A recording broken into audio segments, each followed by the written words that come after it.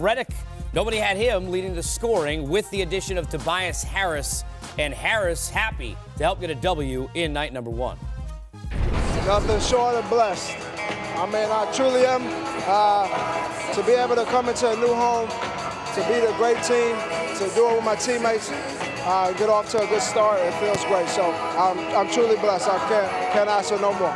Starting alongside Ben, Joel, Jimmy, and JJ, you said yesterday how much talent this team has, but now you actually got to play with them. What did you learn about this group?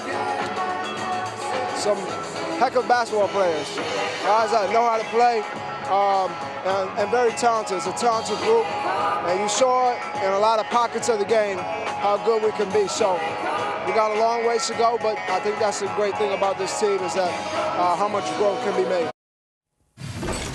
You know, I said it as we got into the highlight, and we talked about this as we talked about Harris as a guy getting moved. Even though he has a ton of talent and ability, he's got that old, and I don't want to say old, but that what we used to call that glue guy, that thing where he's willing to do anything and fill any role. How much because of that does he become, Smitty, the right guy maybe to help the big three out? B. Wood said it best. He could fit in most styles. I mean, I would say 95% of the league he can fit in. One thing about him is he doesn't need a lot of dribbles. You can see he doesn't complain. He cuts without the basketball. He's giving you 21 points, close to 8 rebounds before he was traded to the Philadelphia 76ers. I just love the way he can get his points, B. Wood, and not take away from the offense or not take away from other guys. His game is complete, and it's efficient, and that's what you want.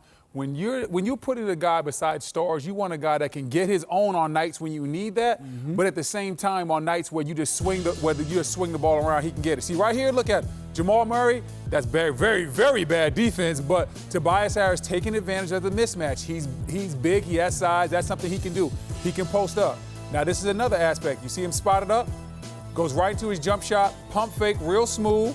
But then he doesn't have to force up a jumper because his game is well balanced. It's very versatile. You see him finding Enos in the corner for the three-point shot.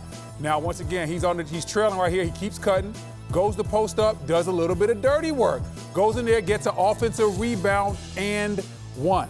Now he's once again running down the fast break. He's looking for the jumper. Okay, you see me? All right, you're not gonna close out? Cool, I can knock it down in your face. The versatility, when you look at all those highlights, you're seeing Tobias Harris do something different in each one. That basically sums up his game in a nutshell. Whatever you need, he can go out there and do it, and that's why he's going to be so vital to this team.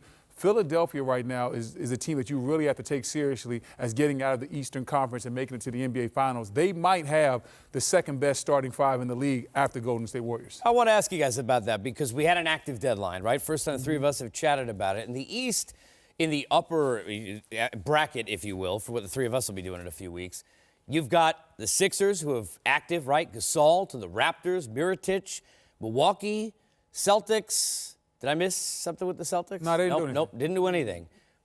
What does that mean now when you look forward? Because everybody seemed to believe that Boston was just kind of going to take this home, and nobody was really paying attention to the 1-seed Milwaukee or where Philly was because they thought they had issues, or even Toronto. How does it look now? Well, all right, let's start off with Philly. What I love is they got a chance to add Tobias Harris, and B. Wood said it best. Probably the second best starting 5 in my opinion as well. But I think it also addressed their bench. That's the one thing I was concerned with before this trade.